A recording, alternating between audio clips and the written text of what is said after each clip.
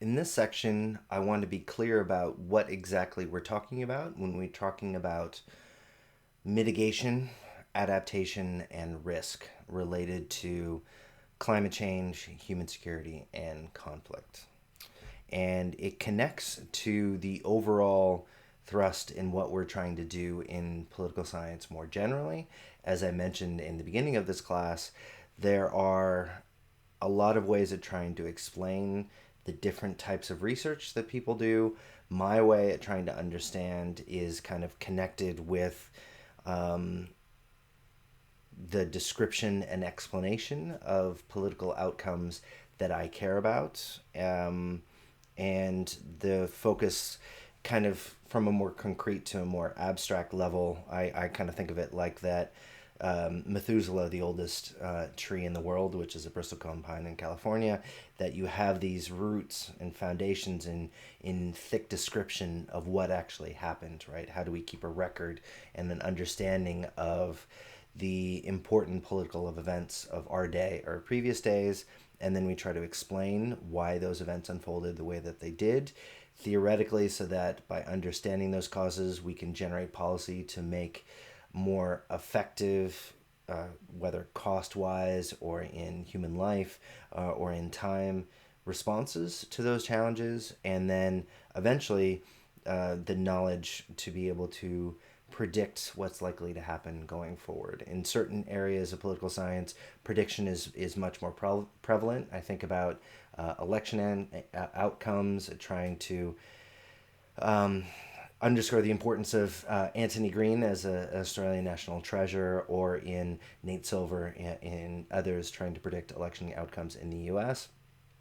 But in this class, while I want to stress the importance of policy and prediction, this class is kind of focusing on those initial steps of description and explanation. Then if you want to go in your honors thesis or in future research to try to look at the policy implications or predictive value of what we're doing, that's great. But we're kind of focusing on that kind of thick description and explanation. And I think what's hard to try to underscore, when I was initially exposed to a lot of the existing political science literature, some of which I'm presenting to you now, is how important it is to try to define our terms, to be concrete about what small part of the messiness of reality we're talking about, and have that come forward in your research proposals and in your research essays. In my research, one thing that we think about is that how we define things in our brain is similar to how other people do, but English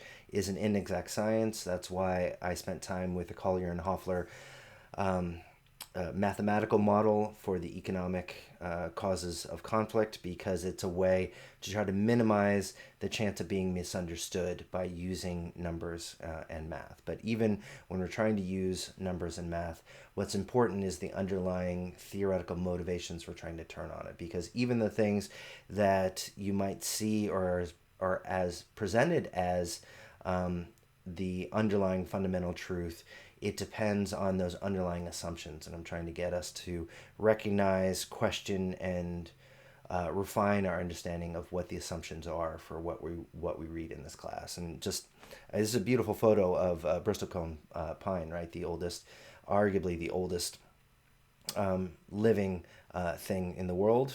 Methuselah, last check, it was 4,768 years old. However, how you define what a tree is and what is oldest and what separates trees from other things that might look quite similar to trees, you might actually get quite different results. And so this is another tree, different part of the world in Norway, Old Chico. I'm going to mispronounce it. You can see how it's spelled there. It is a Norway spruce. It doesn't look as old and gnarled as the Methuselah tree in California, but the root system that generated this tree has been estimated to be over 9,500 years old, so almost twice as old as the Methuselah tree. And so depending on what you decide is a tree and how much what we think of as a tree could depend on what we see below the ground as opposed to above the ground. You can get quite different results. And if the root system, which is the fundamental underlying support structure for a tree, is considered part of a tree, then maybe the old Chico tree in Sweden is not necessarily the oldest root system out there. Others claim that the quaking aspen colony in Pando, Utah, is actually the world's oldest tree system when you have a root system that's up to 80,000 years old. Other people contest that and say it's only 16,000 years. But the takeaway message from all of this is even when we think of something as similar as a tree, whether you include different aspects of treeness to include root systems and not necessarily what we see above the ground, that could change what we find and the conclusions we reach about what's the oldest tree in the world or what are the important drivers of conflict and the best ways to mitigate them, right? So I want to be sure that we're clear about our terms, and for your own research, how you can question your assumptions and be concrete in your paper about what meaning you're ascribing to different words that you're using in your paper. So in this class, I want to start with mitigation adaptation. How do we know and respond to environmental challenges and change? And you can think of this as well to any kind of outcome that we're looking at, whether it's the causes of conflict, how do you mitigate the drivers of conflict to be able to prevent them, or how do you adapt them and channel them in ways that could be less destructive, right? So what are mitigation and adaptation? We've talked about them in passing over the course of the semester. This week and next week, we're really going to be talking about them in more detail. This is a quote from one of the readings for this week. And I think it's useful because it kind of summarizes one of the takeaways for this week, right? Over the past few years, the focus has moved from is the climate changing to can society manage unavoidable changes and avoid unmanageable changes. Research demonstrates that both mitigation, which is efforts to reduce future climate changes, and adaptations, efforts to reduce the vulnerability of society to climate change impacts, are needed in order to minimize the damage from human-caused climate change and adapt to the pace and ultimate magnitude of the changes that will occur. Adaptation and mitigation are closely linked, and adaptation efforts will be more difficult, costly, and less likely to succeed if significant mitigation actions are not taken. So a couple of takeaways from that. I think it summarizes this nicely. It shows the evolution of things moving from one type of research question, is climate changing, to another question which has a built-in assumption that includes the answer to the first question. So is it climate change? Is climate changing to can society manage the changes that are coming with it? And that mitigation and adaptation efforts are closely linked, and adaptation efforts in some ways depend on the adaptation efforts tomorrow depend on the extent to mitigation efforts today. So they're closely linked, and policies have to think about both current actions undertaken and how they shape how much we're going to have to pay for it going forward. Okay, so mitigation. Basic definition is efforts to reduce or prevent an undesirable outcome. There's a lot of creative ways at trying to mitigate negative outcomes. I think these water bottle face masks for 2 little children in a Beijing airport recently is one of the more creative ways at trying to reduce or prevent an undesirable outcome, namely catching COVID-19. But it is that first stage to try to reduce or prevent an undesirable outcome from taking action today in order to possibly avoid that outcome. When speaking about environmental security, these efforts can be quite broad-based and include government policy, markets, and individual behavior. So different actors from the government, organized level, markets which are shaped by government policy but involve the self-interest of a large number of actors, and then individual behavior like you and me deciding between paper and plastic, driving or biking can have an effect, wearing a mask or not can have an effect on outcomes going forward.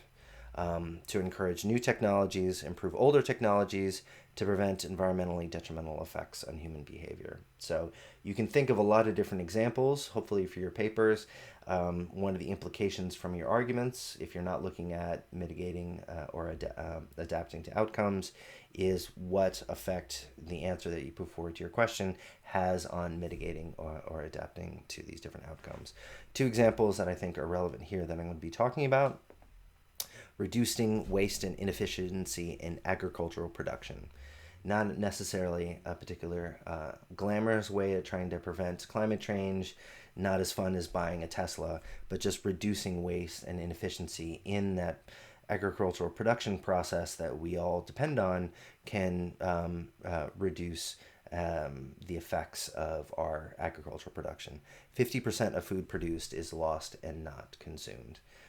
Which is really kind of amazing when you think about it. You don't see that much when you're actually going to the supermarket.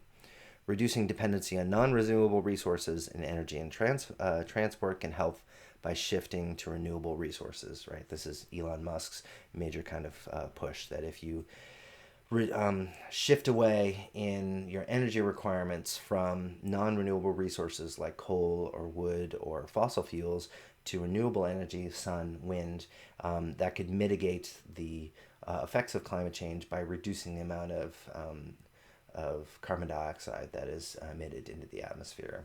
That one we've kind of touched on already, so I thought I'd focus on the first example with agricultural production, as well as this new trend in the last couple of years towards freeganism. I don't know if you've ever come across this. I'm from California. It's been there for quite a while. It is a way to try to reuse or prevent the waste of things that other people deem as not being something that people would pay for, right? And it's not just in San Francisco or Santa Monica. It's also in Singapore. It's all over the world. Even in Australia, there's been a push towards trying to make use of things that supermarkets won't be able to sell.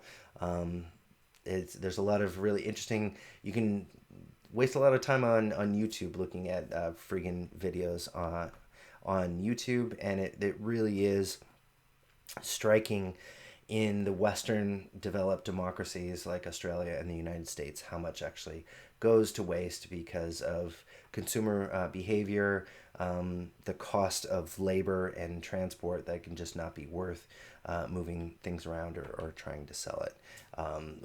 Another way of a less dramatic way of trying to respond to it is not necessarily dumpster diving, but you might have seen this in Coles and Woolies.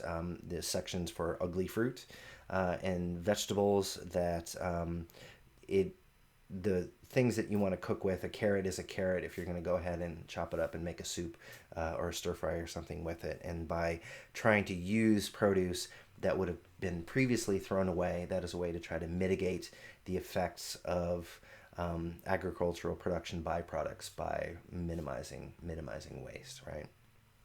So that's mitigating. Taking action today to try to reduce negative outcomes, the extent to which or the existence of which in the future. Adaptation is that next stage in which you're not actually trying to affect the changes that are coming, but try to adapt to living with it. Adjustments in ecological, social, or economic systems in response to actual or expected climatic stimuli and their effects or impacts. So it's making adjustments in our kind of social system in response to what is happening or what is likely to happen in the future. And it refers to changes in processes, practices, structures to moderate potential damages or to benefit from opportunities associated with climate change. One of the opportunities would be, right, that French vintner who moved to Canada to start making wines because of the climate climate had warmed in Western Canada to make wine production there possible, or create houses on stilts, right? I showed you in the aftermath of Hurricane Katrina some money was provided by the government to raise existing housing stock so that they wouldn't flood if the waters did come back. So it's changing processes and practices in order to prevent damages that are either occurring or could occur in the future. There are general components to any adaptation structure.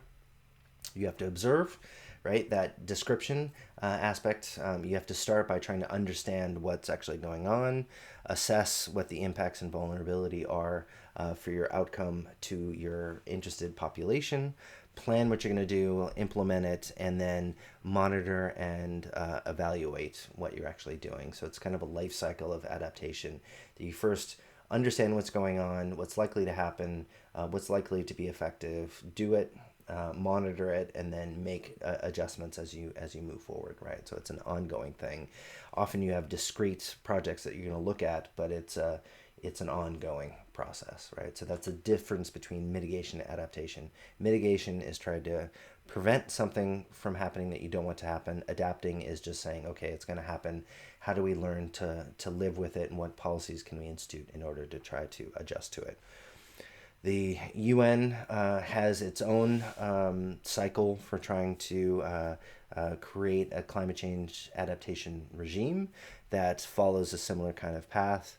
Assess impacts, vulnerability, and risks, make a plan, implement, monitor, and then do the whole thing again, right? There's a lot of different ways of trying to draw it, but the takeaway is that you have to start by the kind of evaluations that we've been doing over the course of the semester before you can try to develop adaptation measures, which again have to be evaluated, look at how things are happening, right? One of the readings talked about how one consideration is often focused on in the Nepal example, and to the exclusion of other factors that can make these programs more or less effective. A lot of different ways of trying to think of examples of mitigation and adaptation. Put green roofs on cities would help reduce flooding and save on bills. There's a lot of different creative approaches at weighing it, trying to adapt to change. I mentioned the methane explosions in Siberia. Hope you found that video a little bit disconcerting, but then also interesting. Another way at trying to adapt to these kind of changes and the melting of the permafrost is the extraction of things that have been previously, other things besides methane that had been frozen in the permafrost, including mammoth carcasses that people are trying to harvest, mammoth tusks, because ivory, the regime and the information and the understanding about the negative effects of the Irish ivory trade has changed quite dramatically in the last 50 years. Mammoth tusks, you're not going to worry about hurting the mammoth population because they no longer exist, and so these tusks are being extracted. So there's a way to trying to adapt by providing livelihoods to extract a resource that people hadn't known about previously. So mitigation, adaptation, gauging risk, and trying to adapt to different strategies depends on the risk of certain outcomes actually coming into play. Risk is defined as a function of the potential impact of the event and the likelihood of it occurring.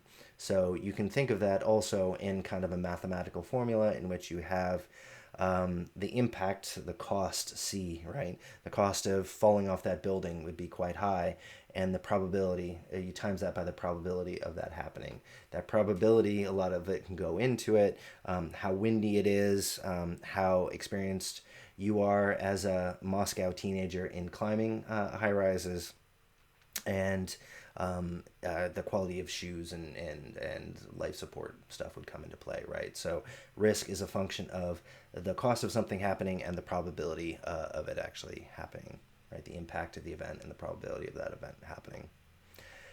Just as a side note, these videos and these photos of the Russian teens climbing tall buildings give me anxiety. I was a mediocre climber back when in my 20s, and it always kind of scared me to death going to high places. But different people get different utility functions from different outcomes, right? So risk can increase the vulnerability and decrease the resilience of a community. Vulnerability which is another term that we're going to see in this week and next week, is usually understood as a function of exposure to change, sensitivity to change, and a community's capacity to adapt to change. So different people have different vulnerabilities to different risks. And as we've seen over the course of the semester, the more resources you have, the more capacity that a state or an individual or a business has to reduce exposure to the change, reduce sensitivity to it, and the capacity to adapt. You have the money to be able to adapt. Usually resources are one of the most strongest predictors to reducing risk and being able to adapt to different changes. Some things might not be possible, right? You're probably way too young for The Day After Tomorrow, something to watch on Netflix when you have time at the end of the semester. It's really a shame that the graduation ceremonies were canceled. Hopefully you can celebrate in your own way for those of you graduating the semester. But yeah, 2004. And there really hasn't been that many disaster movies recently. Maybe after the COVID pandemic, people will have uh, more of an appetite for disaster movies. Usually they come out when things are going pretty well. And when things are bad is when you get the Fred Astaire, Ginger Rogers, or Emily in Paris kind of movies that make it like pure escapist kind of fare. When we talk about risk, right, we talked about vulnerability and we talked about risk. There's perceived risk and actual risk. One of the interesting findings that I read in the newspaper recently about the effects of COVID-19, there's been a lot of studies that shown that earthquake sensors have shown a reduction in the amount of noise from human behavior because people haven't moved around a lot. However, during the COVID-19 pandemic, even though a lot of people got off the roads, unfortunately all seem to be back here in Canberra, but in major metropolitan cities in which people weren't traveling as much, the traffic fatalities have actually increased. And you can make different assumptions about perceived risk and actual risk of speeding or engaging in different behaviors. This is a graph from the Gates Foundation talking about how they prioritize different kinds of spending to improve the quality of life. And the perceived threats that we all kind of face. Terrorism is a great example of that, right? That you had 3,000 Americans lose their life in New York due to 9/11, and the response to it ended up causing tens of thousands of lives in other countries, and the only other terrorist attacks that have occurred in the U.S. have been quite small in a country of 300 million. The actual risk of being subject to a terrorist attack is a lot less than slipping in the tub, being killed by another human, often a human that you know, or in developing countries, mosquito-borne diseases, right? So you have these highly dangerous and scary things like sharks, lions. Lion King definitely gave me anxiety seeing what the keepers did with the lions.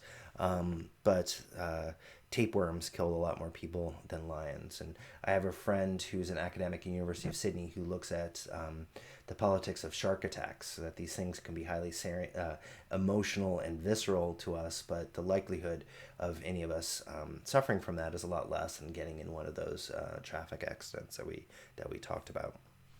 So there's a difference when you try to gauge risk for any kind of adaptation outcome, what your exposure is. There can be an emotional perceived risk, but you have to try to differentiate what the actual risk is by actually looking at case numbers.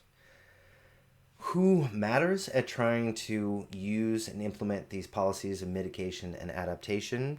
It can be you and me as households deciding whether we're going to buy ugly produce or not, drive or take the bus or bike to work or to class. Us as a community, how we invest our resources in as groups or in local governments in order to band together to make policy or to implement change in our neighborhoods. Businesses, there's now a push for transparency and recognition for the climate impacts of businesses. There's a non-governmental effort at trying to create standards for countries to publish what they're doing related to climate impacts of their business. regional governments, a lot of focus in international regimes on global United Nations, World Trade Organization kind of regimes, but there's a lot of geographic regional efforts like ASEAN or European Union or the Organization for American States that can also have an effect, and then of course the national governments and the policies that they place, as we're going to see in a second with the carbon tax in Australia, or with U.S. national policy pulling out of the Paris Climate Agreement or whatever. A lot of efforts of mitigation and adaptation events. Couple of examples you can think of across this whole range of different actors, from a local project to dig a well, that if you're going to adapt to lower levels of rain, you can't depend on surface rain coming down the creek to be able to provide for your needs. You have to drill a deeper well. You can do that as an individual, or a community can band together to do that. Solar stoves that are being sold to refugees in Chad. I also saw a lot of solar stoves the last time I was in Nepal, in which you can boil water amazingly quickly if you just have this kind of satellite dish kind of contraption that concentrates the sun's rays on the kettle to harness that energy. State level cap and trade efforts. At the subnational level in California, we're going to talk about in a second, are regional cap and trade systems within the United States. Carbon tax, another kind of state level effort that if the national level government doesn't undertake, states like California or British Columbia can do so, or national level efforts to try to adapt to natural disasters like the floods in 2010 that we saw in Pakistan in a previous week. And so a lot of different actors, a lot of different ways of trying to mitigate or adapt. I think it can be quite general, and the examples might not really hit home in a way that it might, due to my history, background, or perspectives, or the literatures itself. So I'd be interested to hear from your perspective, can you think of any mitigation or adaptation efforts from whatever a town, city, or state that you're from that have been undertaken to deal with the kind of challenges that a shifting climate or human security or economic challenges have faced your area? In talking to you in the workshops, it's really interesting to see the broad background in different areas that you've both lived in, as well as in the before times, the amount of areas that you've traveled to. So I'd be interested to see if you can think of a specific example, and if you can try to, in your response, be concrete about who the primary actor is, what they're trying to do, and what kind of outcome or process are they trying to mitigate or adapt to. Is it mitigating or adapting the risk of wildfires, droughts, floods, whatever aspect is specific to you? I'd be interested to hear your thoughts. Post that on Waddle, and then we're going to come back and start talking about the first part of that adaptation cycle, observing and assessing what's actually going on with the Australian government's response. So get back to Waddle, and we'll come back with that next section focusing on Australia.